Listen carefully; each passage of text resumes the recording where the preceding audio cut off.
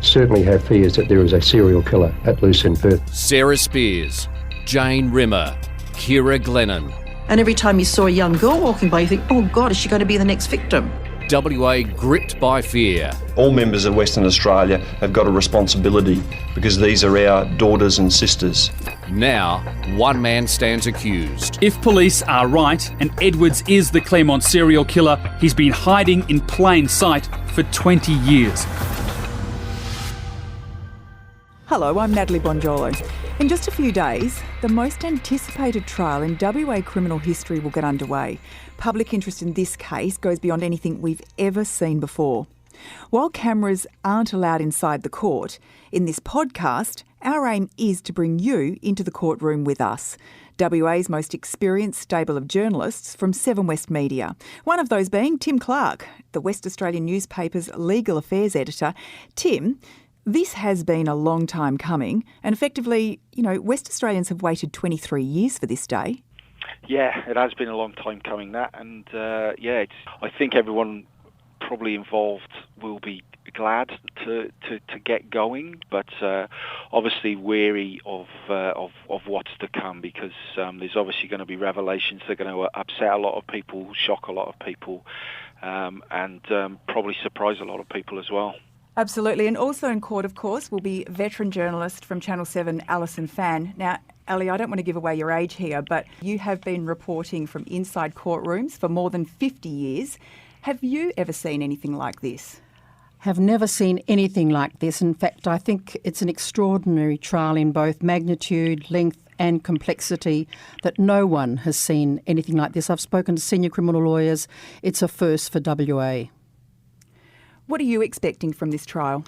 Well, I'm expecting it to be a fairly methodical trial, procedural trial. It's not before a jury, so the case will be presented in a completely different way to any jury trial. It'll be, and anyone who can expect it to be like a John Grisham novel where it's going to be wrapped up, or Hollywood LA Law, will be very disappointed. I think it'll be very, very methodical in the fact that with the forensic material that's going to be presented, that will be presented in a very legal way because it's before a judge alone. There'll be no antics. They don't have to dumb it down for a jury in mum and dad's language, and they'll probably take it chronologically. But of course, in there could be details that could be quite shocking, compelling. I think there'll be a lot of details that'll be shocking and compelling because it's going to involve DNA. And this is a trial that really hinges on DNA, one of the first that we've seen here in WA, where the DNA, the forensic pathology, is absolutely at the forefront. I think, Tim, many people probably doubted anyone would ever stand trial for these murders. It really was a bombshell when Bradley Edwards was charged. Oh, absolutely. I mean, I remember taking the call personally myself from the news desk sort of late that night, the day before it was officially announced by WA Police, and I couldn't believe what I was hearing. I don't think my chief of staff at the time could believe that what he was telling me. Certainly the police reporters that then were rushing around trying to confirm these details. When I spoke to them later that night, they couldn't believe what they were having to write. It was just one of those cliched moments that I suppose you'll always remember where you were. But then I've been in court now probably every appearance since Mr. Edwards first appeared in that on that day in December 2016, and the sort of the scratch your head moments still keep coming because as my editor said to me a few months ago, everyone waited so long for any detail about the Claremont investigation, let alone the person that they might arrest. And then over the years since the arrest, those details have sort of drip-fed out, and then in the last 6 months leading up to the trial, the details of the floodgates have opened really, and we've learned so much about what the police were doing for all those years, and obviously so much about what they've been doing since the arrest, even on the investigation. And Ali, it must have also been quite a stunning development for yourself as well, having covered the case back in 1996 and 1997 and then in the following decades. it must have come as a huge surprise to you too. Totally, because these shocking murders have dominated everyone's thoughts for the past 23 years or so, and no one ever thought they were going to be resolved after this long. And I think the families have waited so long, especially the Spears family, where Sarah's body has never been found. They've been through agony right through all of that time, and I don't think they ever thought it was going to be resolved either. So let's hope that this trial does bring some answers for them, although I think it's going to be a long quest for justice. Tim, how much of what you hear when you're sitting in the courtroom every day will you be able to reveal in this podcast? I mean, I was as much as I possibly could and can do, because going back to the original question about public interest, and it is. And the judge has made it very clear that despite the enormity of the case, he's very, very aware of the need, really, for the public to know what's going on every day. I think it will be, as much as the evidence is going to be gruesome in parts and shocking in parts, probably a little bit dry and boring in parts with the DNA stuff. It's important that it all gets out there, or as much as possibly can gets out there, because the people of Western Australia want to know. They have a right to know, and they're, let's be honest, they're paying a lot of money through their taxes to have it all running smoothly. And for the majority of people who've probably never stepped foot into a courtroom, can you paint us a bit of a picture? Who would be present in the room? Do you expect the victims' families would attend for the duration of the trial? Don Spears, Sarah's father, and Dennis Glennon, Ciara's father, have been present in the vast majority of the hearings leading up to the trial. So I'm sure there'll be a presence there. As Ali says, this is no usual trial. I mean, your normal, there's no normal murder trial, but you're sort of a more everyday murder trial. You might get 5, 10, maybe 15 sort of family members and onlookers.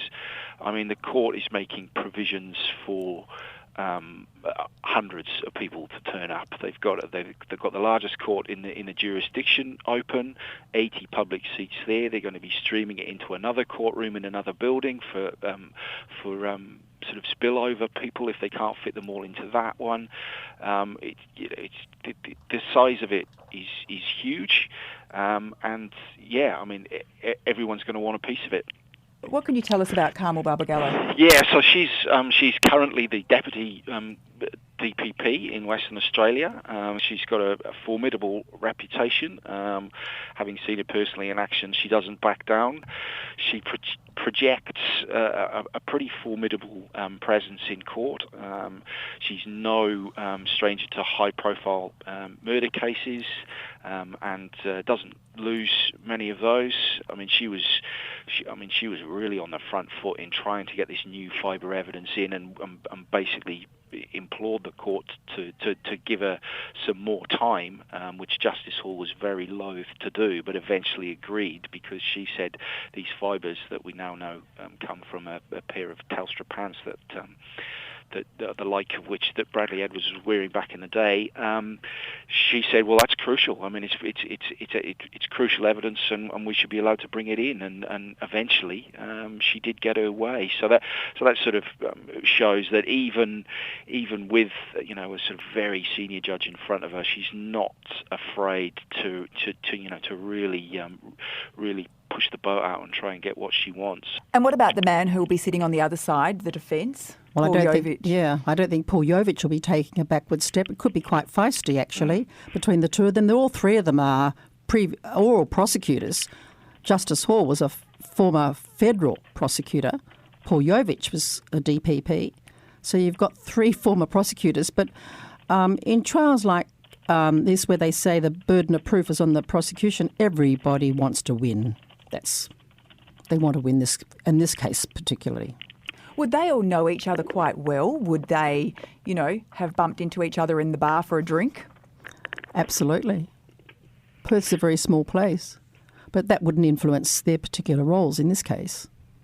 No, they've probably got to know each other a lot better over the last 3 years, because I mean, it's not just the the standoffs in court that we see publicly between the two lawyers. I mean, there would have been thousands of emails flying back and forth between Mr. Jovich's chambers and the DPP's office about, we want to put this in, why can't you why can't you let us put that in? I mean, whether they like each other at the end of it is another question, but I'm pretty sure they will certainly respect each other more after this, because I mean it's a marathon already, and regardless of outcome, you have to respect your opponent, I suppose, as well as fear them a little bit. So I mean their knowledge of each other's tactics would be intimate at this point, and will probably be more so in 6 months' time or so.